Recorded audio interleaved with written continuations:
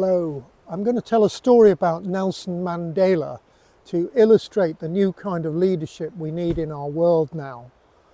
As most of us know, Mandela was one of the leaders of the ANC at the time of apartheid in South Africa, and many of them were put in prison. He was in jail for 27 years. Apartheid was this system of oppression of black people by the minority white population.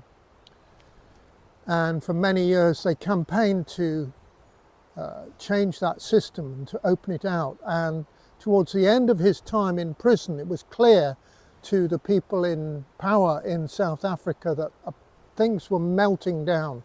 All the different factions were pulling in different directions.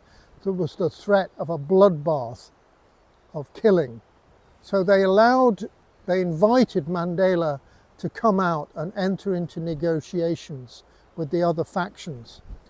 And the story is that he went to a meeting with some of the other leaders of different factions, and before the meeting started, he made a conversation with one of the leaders of the far-right Afrikaans groups, General Constand Viljoen, who'd been arming the Afrikaners, the far right, the white supremacist group, heavily armed, highly trained, very disciplined to resist the end of apartheid.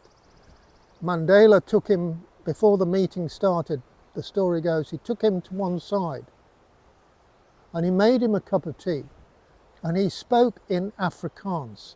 Mandela had taught himself Afrikaans.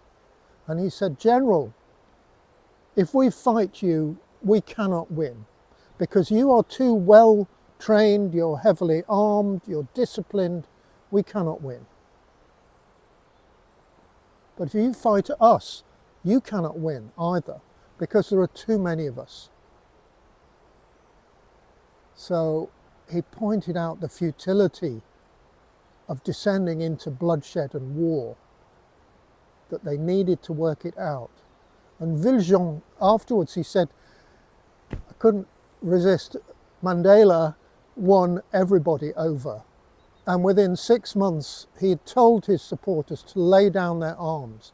So this bloodbath that was threatening in South Africa, it didn't happen because of that way of diplomacy and talking. And this is a kind of leadership that is needed. More diplomacy, more talking, trying to understand the other. Mandela really went to understand what are the fears of this white minority. They feel they're going to be wiped out. How can I reassure them? He understood that leadership is about seeing the bigger picture, not just us against them, not about what's in it for me, for my ego, but to see the bigger picture, the wholeness, and the commonality between all of us, all humans. As the Dalai Lama said, first and foremost, we are human beings. We need to remember this. So Mandela saw this. He saw the way of collaboration.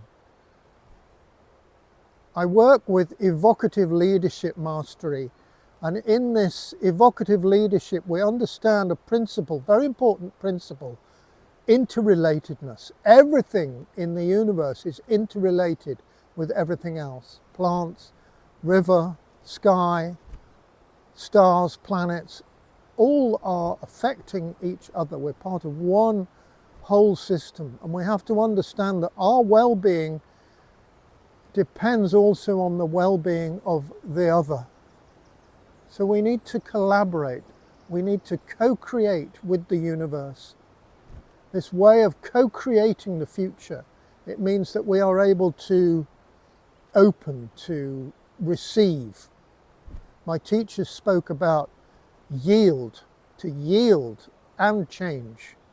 These twin forces of creation, yielding the receptive, to open, to be spacious, to find our inner spaciousness, to allow space to hear the other. And then we can change by joining with the other. I was going to say with our opponent, but really finding the partnership in opposition. So co-creation and collaboration are the name of the game, or one of the most important things in leadership, in the new leadership that's needed. And for me, Mandela is an example of eldership, very inspiring. You know, that we can all aspire to this kind of leadership. We all can aspire to that. It's not down to some people who are up there on a pedestal. We can be like that too. We can learn to make tea with our enemies, not just drink it with our friends. Thanks a lot for watching.